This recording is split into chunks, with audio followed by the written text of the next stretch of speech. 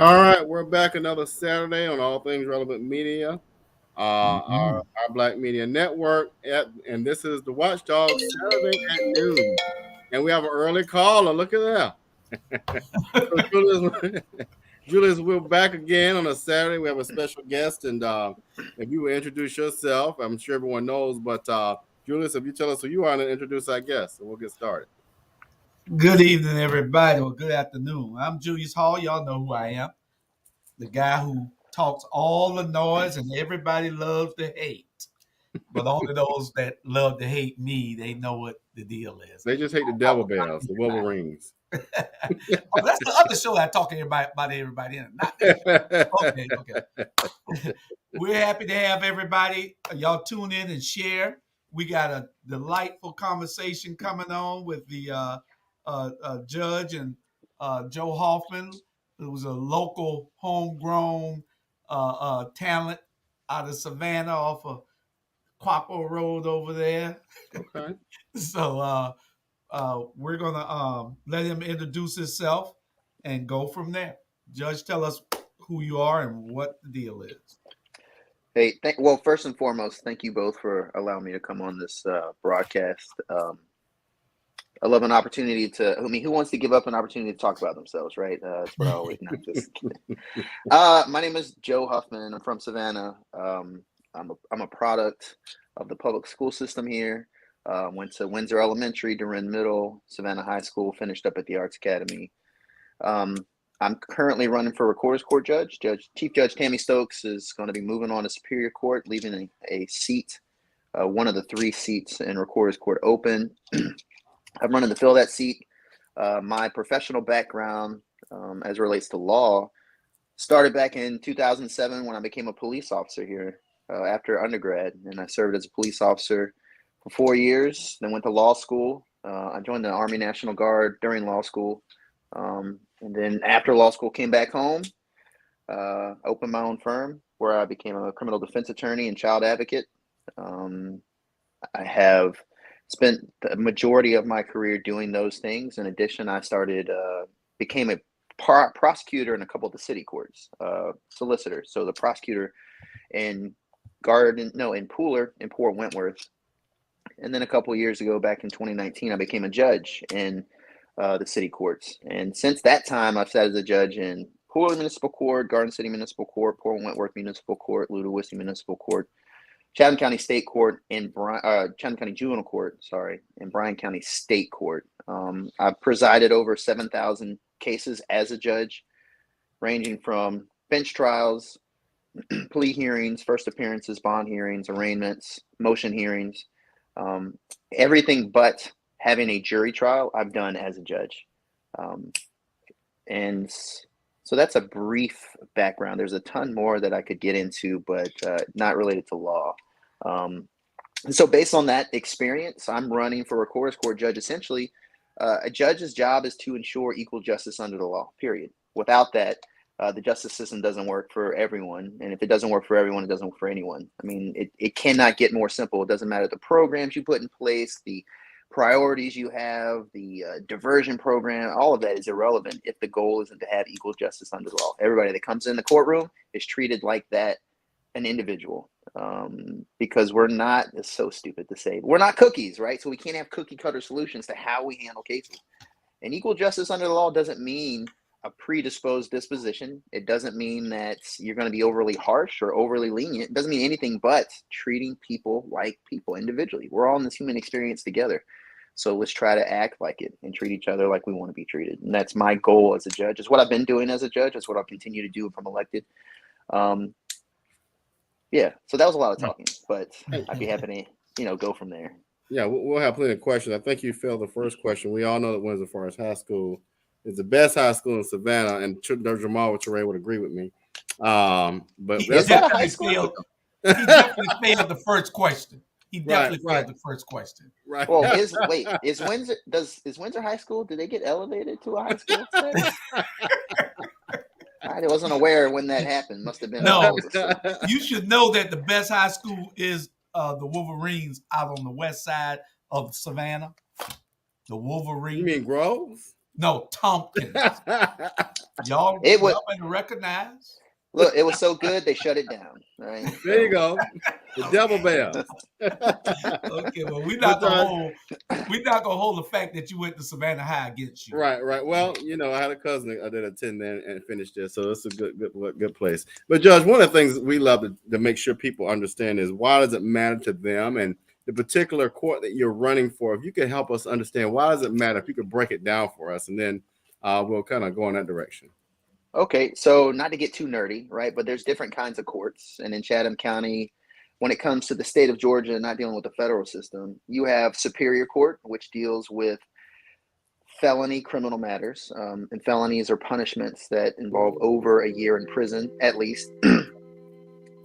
I hear some music. Do I need to? That's Julius. No. Okay. Superior Court also. I'm like, that is not what you want to be playing. That's scary. Why are you trying to scare the people?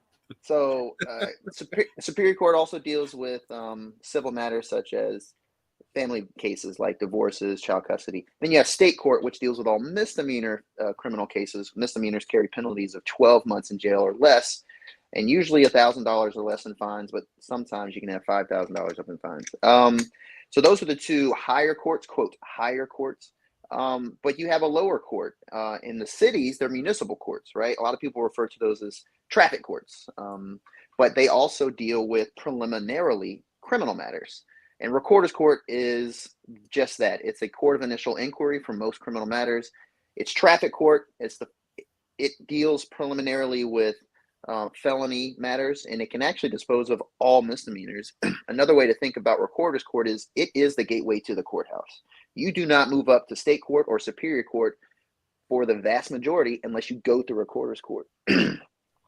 You are more likely to appear in Recorder's Court than anywhere else. You're more likely to face a traffic ticket than you are something more serious, such as bank fraud, right, or armed robbery, for the most part. And so because of that, the Recorder's Court judges interact more with the public, interact more with constituents that come in there having received an alleged violation of the law.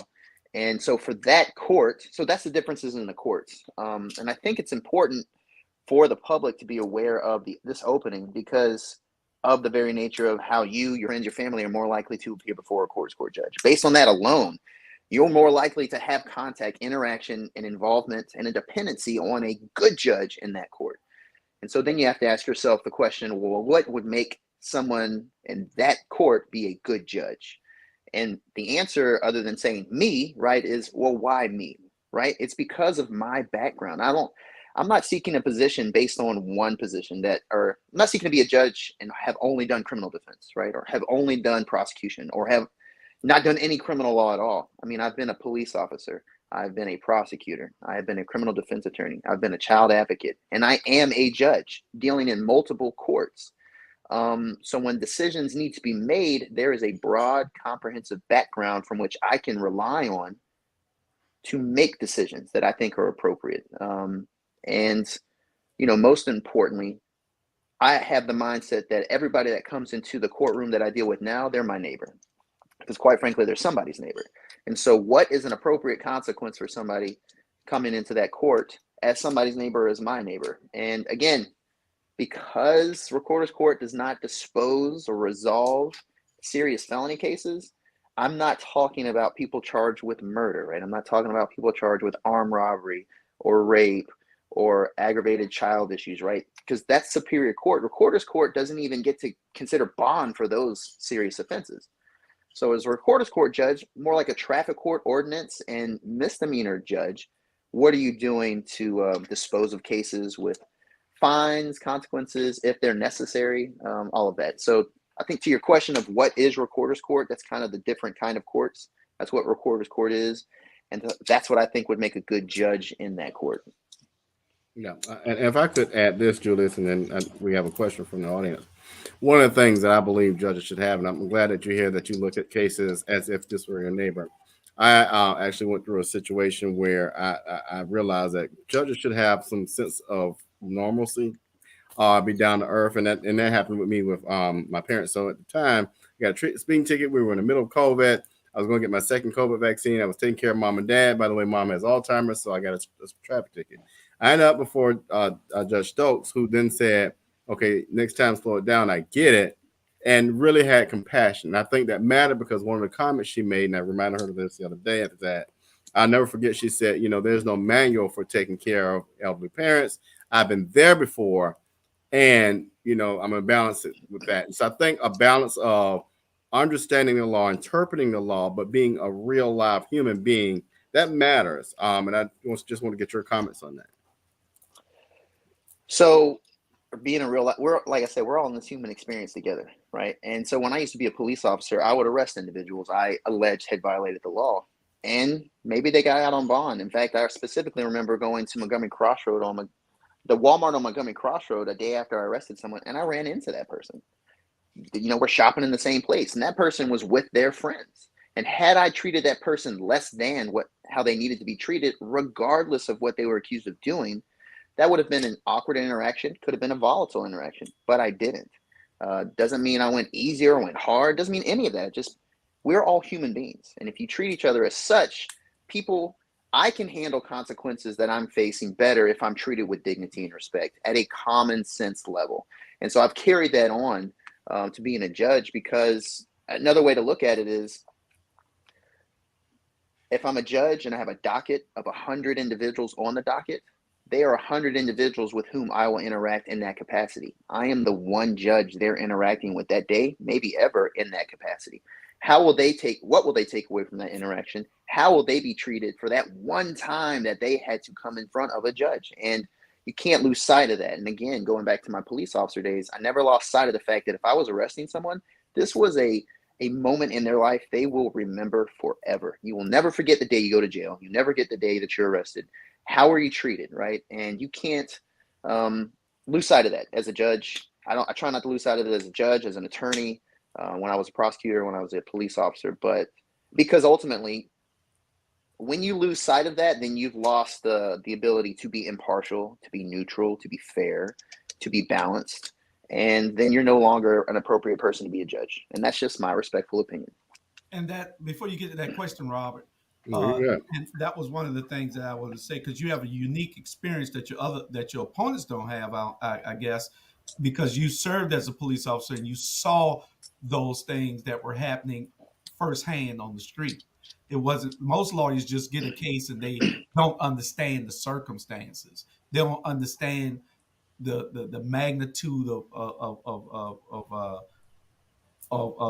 the situation, because they weren't on the street to understand how you investigate a crime. But you know, and that's one thing that when I was a police officer, and people right now today will remember me, and this 40 years ago, remember me from being a fair person. You know, I didn't, you get a whole lot more out of people if you treat them fairly, if you treat them right. I often tell people, you don't go to work to cite and arrest. You go to work to protect and to serve. And you serving means that you treat everybody fairly. But, I just wanted to throw it in because you have a unique experience that other people don't have. But go ahead with the question, Robert. Oh, I was gonna. Can I add on? Go ahead, and then we'll go to this. So, to that aspect, having that experience, when I deal with individuals now who are charged with domestic violence, for example, right? It's misdemeanor, but I have the experience of knowing that I went many times, dozens of times, to a house in response to a 911 call for domestic violence, and having to arrest a parent. Right. And having the wherewithal in that time, being told by older officers with more experience, do not put that parent in handcuffs in front of that child. Right. Because they've already experienced one level of trauma. Don't add another level of trauma. And so then when it comes to your day in court as a judge, you have to remember that it's not just you interacting with that person, and that's the only person involved or affected by what your decisions are. There are family members that have collateral consequences, again, of no fault of those individuals or the judge, but it's to the accused as accused. But you have to have in mind and have that reference to that. I'm not dealing just with this person when this case is disposed, that's before me. If it goes to a need to have a disposition, right? Because in America, we're all presumed innocent. We can't forget that. But if there's a need for a sentence, you got to have having that background, I think, has helped me in understanding when I sentence someone to a certain consequence to be held accountable, that it's not just that person that I'm sentencing that will be affected by it. And without being an attorney, but most importantly, without being a police officer, I'm not quite sure I'd have that level of understanding that I could relate. And so it's benefited me as a judge. It has. Okay. Yeah. So we'll go to this. We have a question here from one of our viewers who says, this individual says that they are 17. Do you believe in youth under 18 receiving the death penalty or a life sentence? And so that's one of those tricky questions that as a judge, I can't actually answer. I will say that every case is unique and it's different. And determinations of life sentences, unfortunately in Georgia law, as in federal law, but in Georgia law, there are some offenses, if you commit them a certain number of times, the consequence of being found guilty, for example, of murder is life, period. There is no, it's either life with parole, possibility of parole, life without the possibility of parole. And so if you're a 17-year-old and you're found guilty of murder, felony murder, malice murder, it doesn't really matter. Judges don't have the ability to go below that. It's the law. You can't say, I know you're 17, but you were convicted of murder, so I'm not going to sentence you to that. You don't have a choice, right? But when there are choices in play, the judge needs to be able to sit there and evaluate what the best outcome is for the community, for the victims in that case, if there's been a conviction, and then for the defendant. Because short of life sentences, people are coming back into the community, right? And so when you sentence individuals to jail time or to prison time, if you're not setting them up or setting up the ability for when those people return, those individuals return, they can then be your neighbor successfully, and you're just locking them away, that is, I'm going to say a very non-judicial word, that is stupid, right? That's just dumb. It's short-sighted. It's a simple, lazy way. And so with Recorder's Court, I don't have to worry about life sentences. All I have to worry about is, sentencing individuals, if there's a finding of guilt, to misdemeanor sentences, which carry a maximum of 12 months. Now, there could be multiple misdemeanors that have consecutive or back-to-back terms, but as to the question, if I would leave individuals under the age of 18 should be sentenced to life sentences, if I'm ever in the future in a position where I have to make that kind of ruling, that kind of clouds my ability to do so, to give that answer. All I know is that there are laws judges have to follow, but you have to take every case individually, because one 17-year-old is not the same as another 17-year-old. And so what might be appropriate in one case might not be appropriate in another case. So it really can't make those kind of decisions, I think, respectfully, unless you're presented with that case, the background, the facts, for that person's consideration. Because conversely, let's say I never believe in this, right? And I'm in a position later on and I make a certain decision. Aha, judge, you already said you were going to do this. You're biased, right? You've already made up your mind how you're going to treat this case. So it's a very good question for policy considerations, but just as a judge, I don't think it's good to make those kind of declarations. Right. And one of the things, and Julius, I'd love to hear you jump in on this, but both of you all were officers, and now you will be making decisions in a space called a courtroom. Where does mental health show up in those spaces? I mean, a lot of times we talk about on different shows how we attend to physical health, and sometimes that can even impact, arrest or what's going on in the legal system. But how does mental health show up in you all's opinion, and should it show up? Julius, or you want me to? You go ahead first. So mental health, mental health is prevalent in the criminal justice system. A lot of times, as an officer, I would experience individuals who are either having a break or going through episodes which involve the, quote, criminality or illegality aspect of conduct, which at the base or root was either trauma, undiagnosed trauma, or some serious issues such as bipolar disorder, mood dysregulation disorder, schizoaffective, those kinds of issues. And so you have to, as an officer, if someone is clearly has a need to have their mental health needs addressed, you have to, it depends on the facts and circumstance. If it's shoplifting, right, then that's something maybe you can focus more on. Let's get some mental health areas of concern. But when the alleged violations of law involve more serious issues such as harming other individuals, then you kind of have to, one, ensure that people are protected physically from further actions to the degree that you can, but also how do you then address, so it's safety first, then address mental health, versus when there's less serious, you could probably focus less on because there's no safety implications. That's, so as a judge, for example, in recorder's court, if somebody, so a lot of individuals in recorder's court that have issues of mental health just also happen to be issues with homelessness, because there's a strong connection between untreated mental health disorders and homelessness in our community and most communities. And so you can get creative at the recorder's court, municipal court level, and trying to get folks to the degree that they're willing or can services to address those mental health needs. Julius, I think that was, I don't know if that would be what you would say, but I think that's that's mostly what I would say.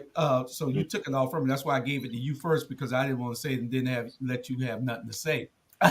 So, yeah. But you run across these people every day, and you have to still treat them with dignity. Right. Some of them, for some reason, if they want to fight you, they get this superhuman strength from where I don't know. They could pick up a car when they're in that zone. So you still have to treat them with dignity, and it has to be a certain place in the lockup where you keep these people, because they're a danger to themselves and a danger to the public until they're back on their medication. Can I give an example? Yeah. Yeah. So I remember in like 2009, I was on patrol in the South Side, going near J.C. Lewis Ford dealership. And this van was just driving up and down the access road erratically. I mean, it was 2:30 in the morning. I mean, just on the access road going like 65 miles an hour, swerving. So I got behind it, turn on my blue lights, and the person jumps out. It was a young African-American male, jumps out like he had, I think, I don't know, a stick in his hand or something, but he was acting very erratic. And at that point, I had already gone through some training for de-escalation training for, when individuals are going into breaks. I forget the exact terminology because I wanted to say the word, now I can't. But with that training, I was able to recognize immediately that this person wasn't somebody that posed a threat of intentional harm, but more likely was somebody that seemed to be in an episode. And he was a young man. I mean, he was like 16, 17 years old. So he did not get shot by me, nor did I have an intention to shoot him. But I worry it would not have been out of the realm of possibility that another officer or any other situation that could have resulted in a shooting. And so because of the training that I received, I was able to recognize, at least looking back, or not in the moment, I recognize that, no, this person is not trying to hurt me. They just seem to be going through something. And so, with that experience, when I hear cases now as a judge, in Garden City Municipal Court and Pooler Municipal Court, sometimes facts are presented where there's a discussion of I know we're proceeding with this these criminal prosecution, but what else is going on the side to try to address the mental health needs that this seems to stem from? Because to harken back to that experience, that was something that's lived with me now 13 years. That one 30-minute interaction has stuck with me, that sometimes mental health can be misconstrued or misunderstood, and tragedy can result from it, right? Such that situation. Because quite honestly, had I acted in a different way under Georgia law, I probably would have been justified, and it would have been tragic because it would have ultimately been unnecessary in that situation. I say unnecessary in the sense that I was able to luckily do something else. But had I not been able to do something else, then it would been a different story. So mental health is real. And one last thing on it. So in my work in juvenile advocacy, there is studies that have been coming out to show that kids with PTSD on Adderall, on medications to help them focus, a lot of those ADHD, not PTSD, but ADHD and ADD diagnoses are really misdiagnosed trauma. Mm-hmm. And if we don't, not to say that, we have the solution, now we can different medication. No, now we can work on trauma-based cognitive therapy issues in the youth, because undiagnosed trauma develops into antisocial personality disorders sometimes, more often than not, which then leads to less sense of I should do the right thing, I should act the right way, which then leads to criminality because there's a lack of respect for others as humans, for the law, and it just trickles down. And so I think the more we can address issues of trauma in our community, starting at an earlier age, and it's not lost once you get an adult, we can kind of address issues of criminality, because trauma again brings into, and I might be preaching to the choir, but that introduces ideas, undiagnosed, untreated, to then develop those antisocial issues, which ultimately lead to, for example, high crime rate with guns, because there's a lack of value of human life. Why is there a lack of value of human life? Is it all trauma-based? No, but I would be shocked and surprised if a large majority of these senseless incidents that are happening aren't related to some sense of untreated trauma, undiagnosed trauma. So mental health is prevalent, right? And it doesn't mean we're a lost cause. It's just we have to, as a community, acknowledge and recognize that and address it. Well, one of the things I'm glad to hear, a lot of times, people go into different positions or whatever and have a very tunnel vision, but you have a very broad perspective and bring different elements. So it's good to hear that you had the on the street experience, you've had the law school experience, you had the military experience, you have this ability to think outside the box. So you're thinking about it from a cognitive structure. So you bring a lot to the table, which is really, really good. And I think in any profession, Julius, really good to hear these things. Yeah. We got Mr. Ellis say, you seem to be very fair. Would you be the same type of U.S. Supreme Court judge? I like you and will vote for you. No. Well, I'm not smart enough to do that. So, but I appreciate I appreciate that sentiment. Yes, Bernard, correct. He and I'll let our guest judge tell you what he's running for, and that'd be a great segue, Judge, if you would talk about your platform. Okay. Put it up there. I forgot to put it up there too. That's what the Devil Bears do. So Joe Huffman's my name. I'm running for Chatham County Recorder's Court Judge to replace Chief Judge Tammy Stokes, who's ascending to the Superior Court of Chatham County. She has an open seat. It's myself, as long as two other individuals running. So my platform, like the background quickly, or what? Well, what are the things that you hope to achieve while in office? Of course, being fair, but what are some things that you are kind of putting in your vision for the Recorder's Court? So Recorder's Court, the volume of Recorder's Court is massive. And what I've learned in other municipal courts is, and I know there's some development of this, but we can expand the use of diversion programs, right? Look, there are situations where individuals commit acts and it is then proven, and then there should be consequences. I mean, anyone who has come and seen me in court has seen that when there is a need for what I say harsh, is just you put individuals into custody without being released for a period of time for the safety of witnesses, the community, and the threat of fleeing, not showing up to court, or a risk to commit a felony or a crime. I've made those decisions. I don't make them lightly, but I make them. Just because I believe in equal justice under the law does not mean that I believe in everybody go home with a cupcake out of jail, right? That would be stupid to think that. Nor do I think that equal justice under the law, that everybody has to have the same kind of consequence and penalty. Everybody is different. Every situation is different. You cannot deal with person A the same as person B, regardless if they did the exact same things, because their backgrounds could be completely and are likely completely different.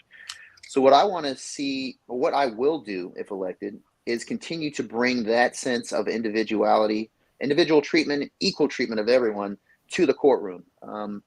there are other ways to ensure equal justice. I mean, look, traffic court, right? So a lot of individuals get tickets that might not be from here. And sometimes they might live hours and hours away. And if they just, because they don't want to come back, even though they still want to plead guilty or accept responsibility, go ahead and pay their ticket online, right? They might not get the benefit had they been local and could have maybe gotten some leniency as to points or leniency into other aspect. It doesn't have collateral consequences. So with our technology, I'd like to see the development of virtual or remote means of conducting some hearings, right, to allow for individuals that live out of state who want to plead guilty or resolve their case or deal with the initial stages without having to incur the financial burden, time burden of coming back to address what they allegedly did. Even if it's to plead not guilty, right? To have somebody have to drive 4 hours to come down here and say, I'm not guilty, or 4 hours to come down and say, I am guilty, but I just want points on off my license, they've lost a day of pay. So to develop the technological involvement of the court is a goal of mine. Also, and this is a crazy thought, and I have in no way conferred with the sheriff or the clerk's office, but it is difficult for individuals in the community to take off half a day or a full day of work to go down to the courthouse to deal with a traffic ticket, right? I think I heard a story that someone was in Parker's the other day, and they couldn't afford what they were wanting to get. So somebody else chipped in and like, yeah, I had to take the day off of work so I could go and deal with this traffic ticket. And I don't know how I'm going to pay the traffic ticket, and I don't know how I'm going to make if I have to pay the ticket, how I'll pay rent. Why not introduce a form of, night court, right? So every Monday from 6 to 8 p.m. for traffic citations only, give the option for teachers or for individuals who can't take off, which might cost less to hire a babysitter for 2 hours than taking off all day of work, to be able to come in and deal with a traffic ticket, especially if they want to resolve it just without those collateral consequences of higher insurance rates. And so those kind of three things: bring that sense of justice, equal justice under the law, bring a sense of trying to make it more technologically up to date to be able to help individuals resolve cases more efficiently, and then offer some other services such as night court. And again, I've talked to nobody about the possibility of it, but it'll be something I think could work well. I'm not talking about having trials at 6 p.m., but you got a speeding ticket, you want to come into court and address it, that seems like it could be a good way to have it dealt. Look at the ports, right? Those guys and ladies work 12-hour shifts and they get off work. And then, so let's say they work 8 to 8, right? So they work 8 p.m. to 8 a.m. Then they got to wait till 9 a.m. for their court date. So they're going to be exhausted and tired, drive to court to deal with that. Now they have lack of sleep, can't possibly be able to go to work efficiently. But, it's just as dangerous to drive tired as it is drunk. Right. So after working a 12-hour shift, we're asking our community members to drive down to the courthouse. Just all these little things can add up to, we can do it more efficiently. We can do it in a better way. Why don't we try? And I know they have tried. I mean, we have good judges in this district. We have very good judges. And I would never comment on any judge, mostly because I still have to appear before them as a defense attorney, and I don't want to deal with them. No, it would be inappropriate. And quite honestly, I don't have to worry about that also because we have great judges in the circuit. So, but one of the things you mentioned a moment ago, and I'm glad to hear that you are thinking about individuals who come from income challenged backgrounds. In those cases where, like you said, they have miles of fee, pay rent, could there be a situation that we explore maybe one day where we are assigning service? So, for example, let's say this person owns a lawn care business. Maybe they can do some service around that, or some other talents they have. They can perform services in lieu of maybe a financial component.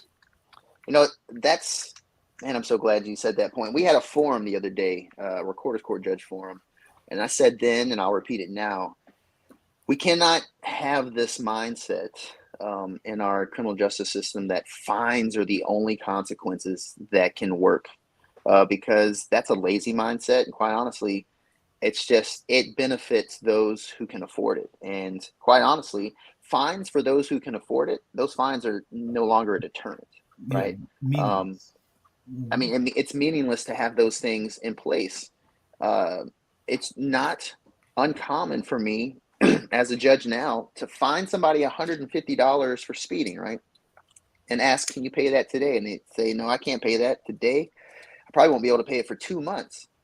which then begs the question, then why am I fining this person? Is there something else that they could do to be, quote, held accountable that alleviates the need for a fine? Again, the whole point of having consequences is try to avoid similar behavior in the future.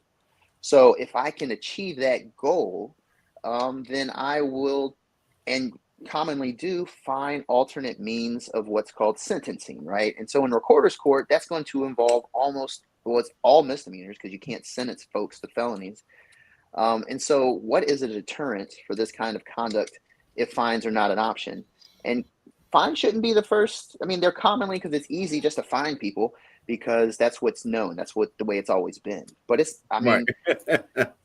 yeah. So, all right, look, I was going to fine you $200 instead, 20 hours of community service, you got 60 days to do it. Another way to completely think about it is if somebody gets a citation for having a suspended driver's license and they come in and say, I plead guilty. If I find them guilty, their license is resuspended again. And if that happens within a certain period of time, it becomes a felony. Is that what we need as a community? Right.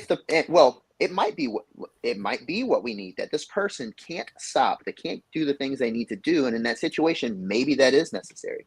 But I always ask before I make any determination, can you get your license back? And they say, yes, I got to do these 4 things. It's either I have a child support hold, I have, I didn't appear in another court, or some other circumstances that could be resolved. And I say, well, how long would it take you? Say, well, it'll take me 60 days. All right, well, I'll give you 90 days, come back with your license, and I will probably resolve your case in a way that does not resuspend your license. Because what do we want in that situation? We want that person to be driving in the road with a valid license, which means that they are appropriate to be driving on the road license-wise. That's what we want as a community. Why would I then fine them out the yin yang, which might make it harder to get it? It doesn't make sense, it's just lazy to do it that way. And recorder's court deals a lot with that. There's a lot of talk out there with high crime in the community, which if you want, we can talk about that stuff as well. But to those questions as to fines, they shouldn't be the first and only mindset of how to resolve cases, because it's simple thinking, and it's just simply dumb to think that way. Somebody said, wasn't there a question on there about Supreme Court or something? Yeah. Yes. I'll go back to it.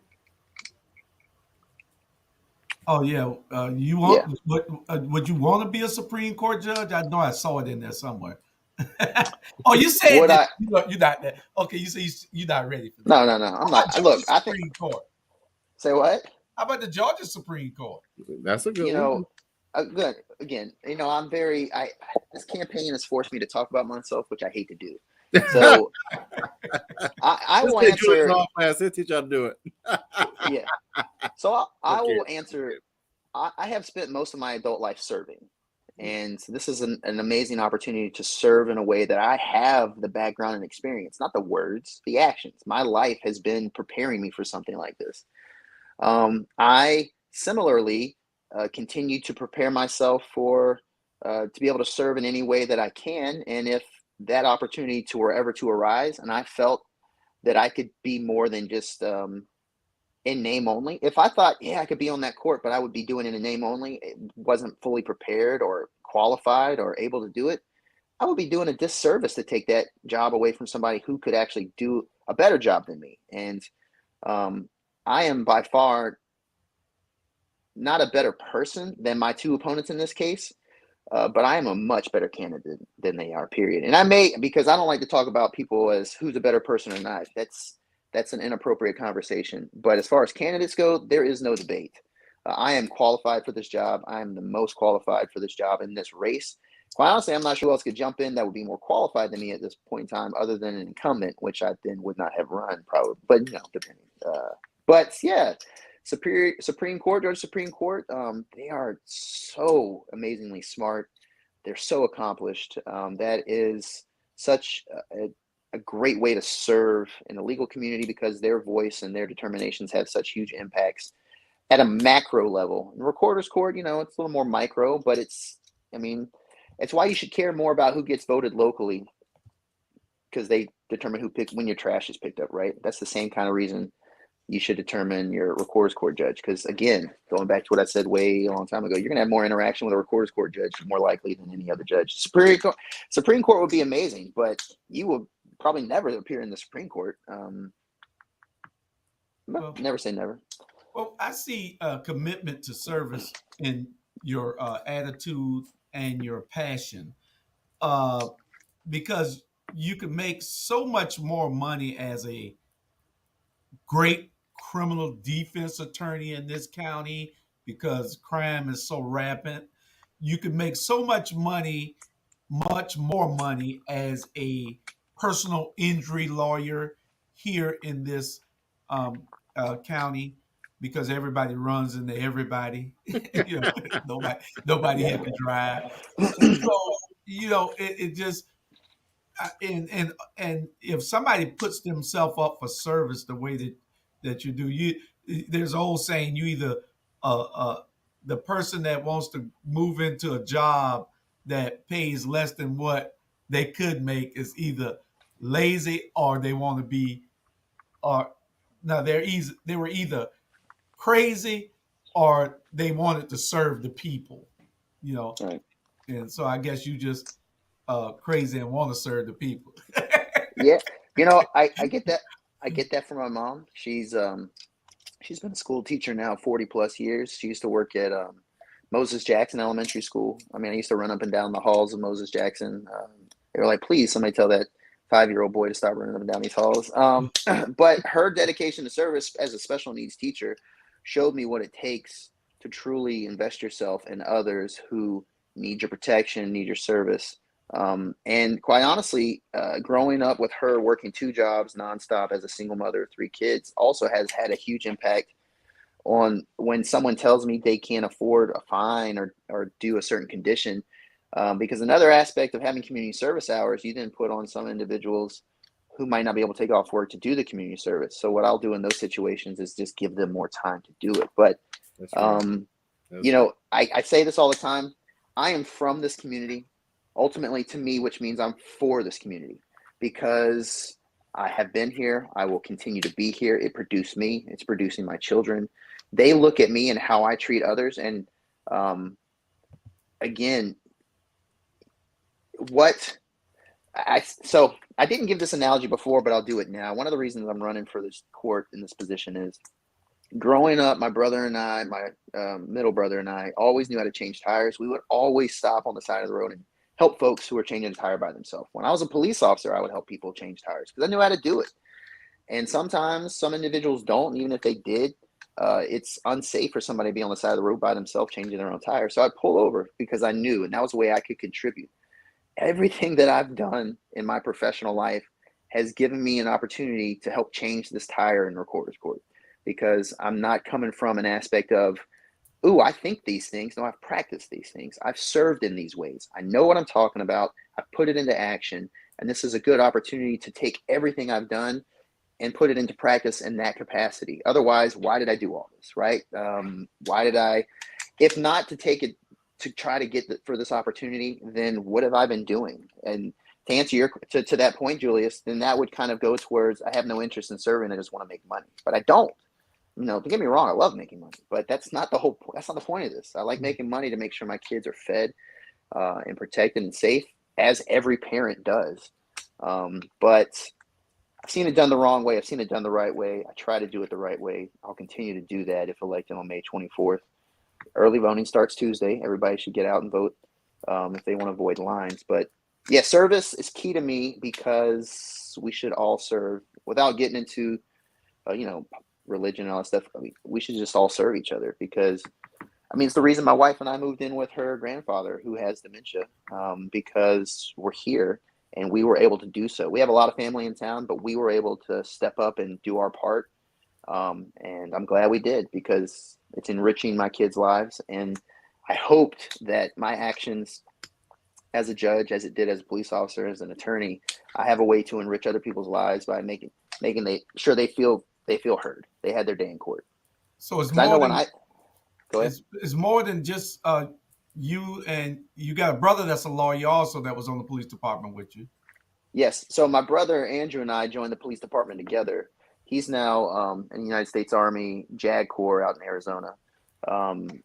Yeah, we were on the streets together, which was, I mean, when we were serving as officers, like, man, it's crazy how we're police officers here. We used to be kids in that high school, right? Or we used to live in that neighborhood, and now we are those who respond when someone calls 911.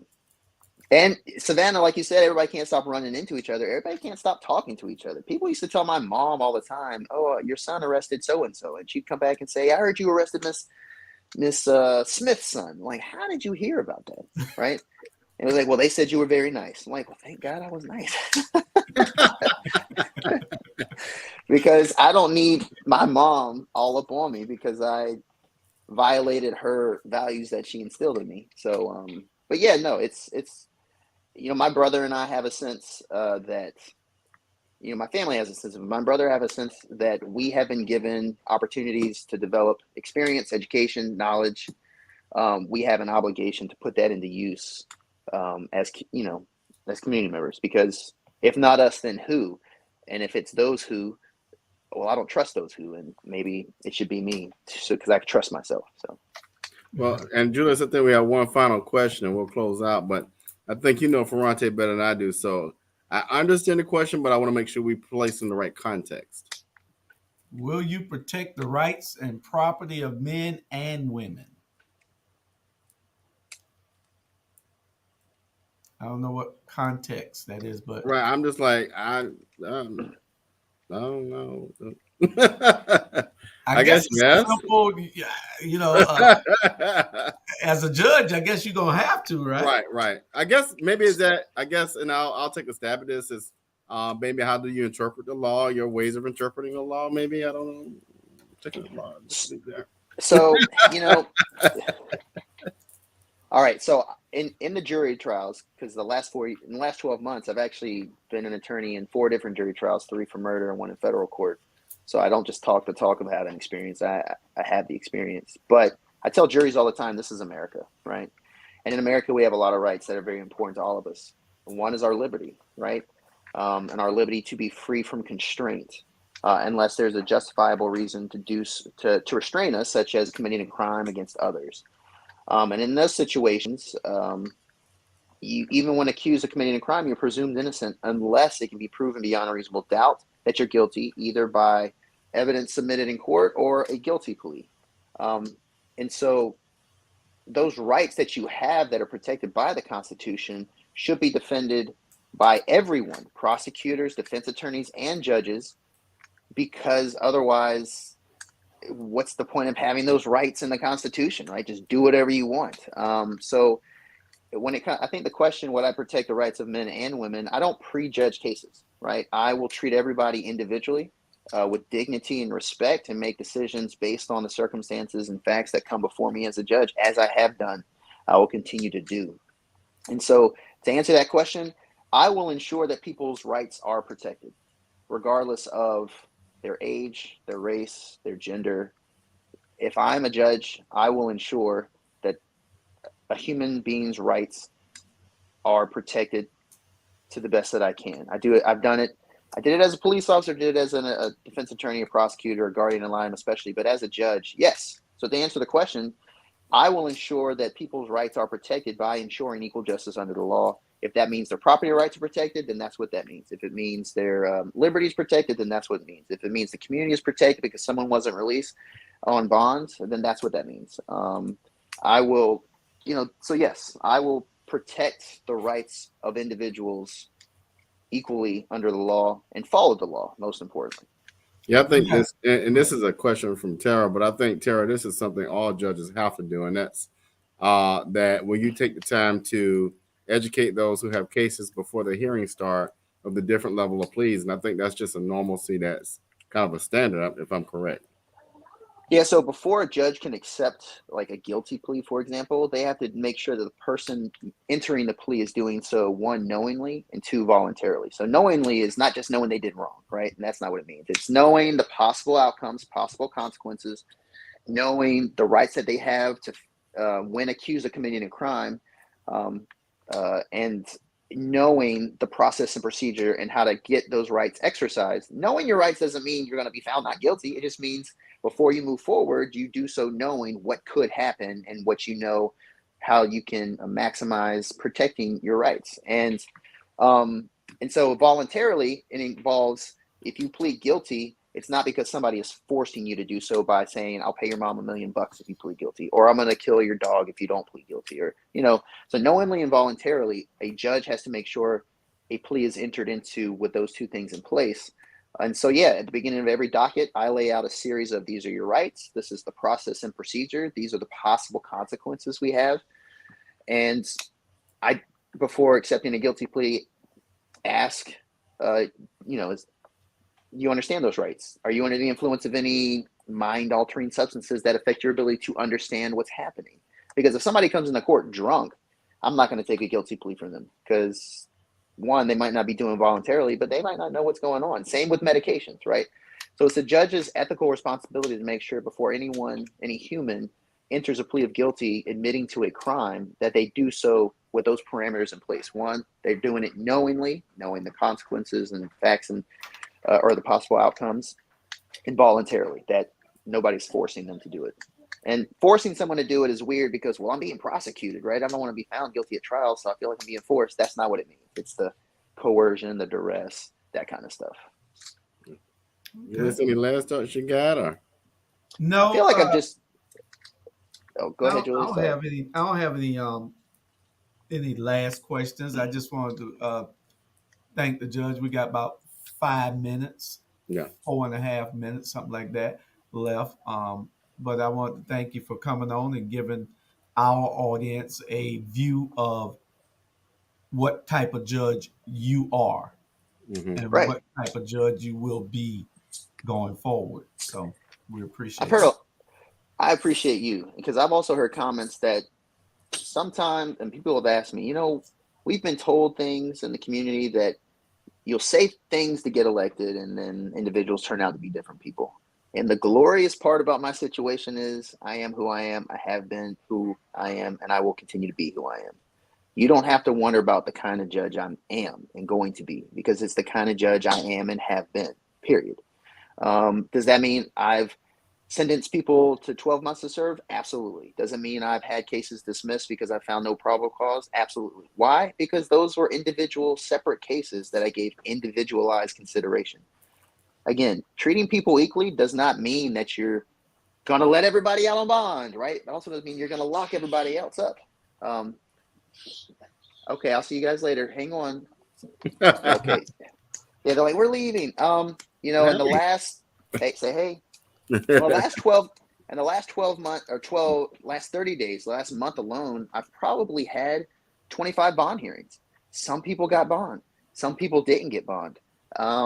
And the individuals who I did not grant bond, there were specific reasons that were based on that person's background and based on my perceived risk. If they had a significant risk of harming others, committing crime, intimidating a witness, or not showing up to court.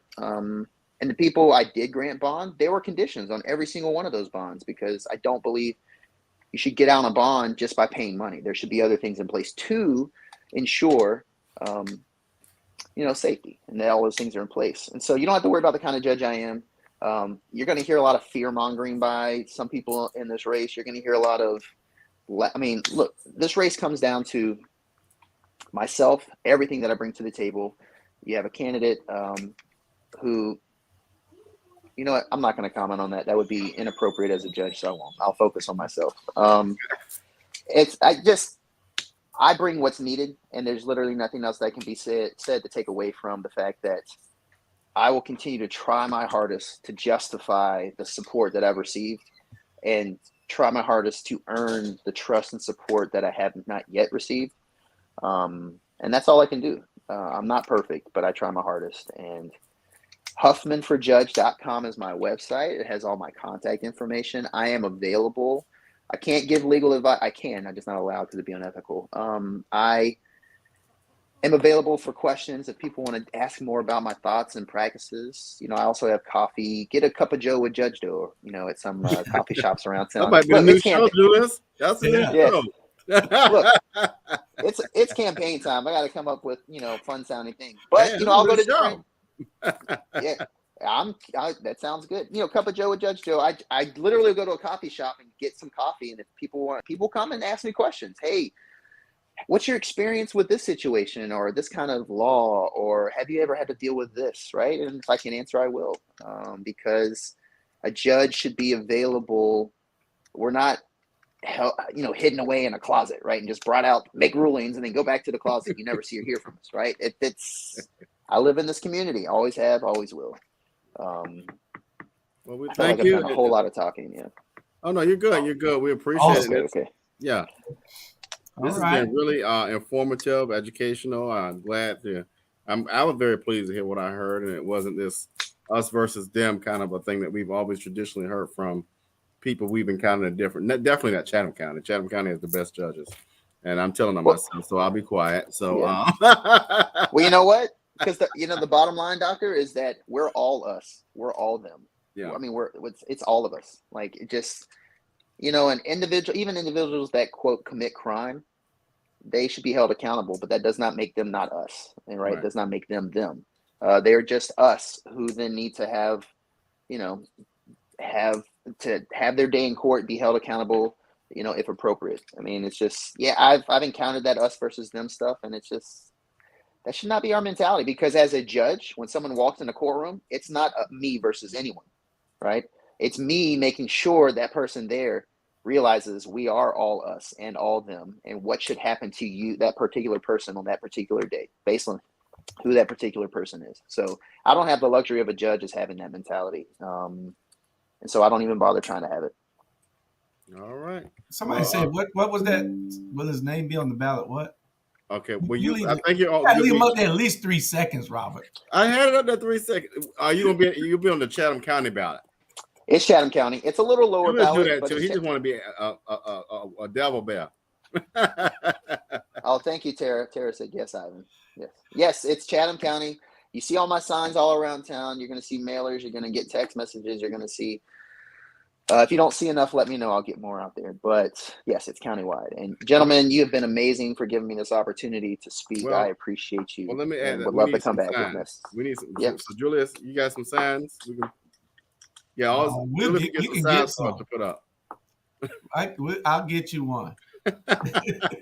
We need about 5. I need to get Liberty City set up for you. So we appreciate you, and we'll see y'all next week. Same time, same bat channel. Thanks for watching All Things Relevant Media. Have a great weekend. Thanks, John.